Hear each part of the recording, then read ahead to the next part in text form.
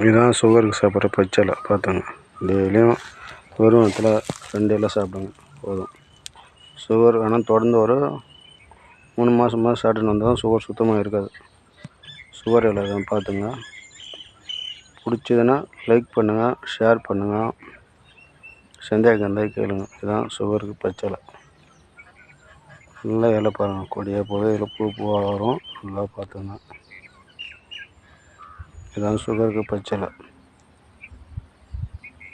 நல்ல இலை பார்த்துங்க. இன்னும் கொஞ்சம் ஆச்சுன்னா பூவாக வரும் சைடில்.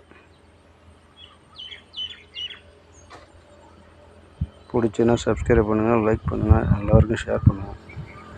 சுகர் எல்லாருக்கும் வெறுவத்தில் சாப்பிடணும் தரையா, வெறுவத்தில் சாப்பிடணும் தரையா. இதுதான் பச்சை இலை சுகருக்கு. சுகர் சூப்பராக வந்துடும். நல்ல தர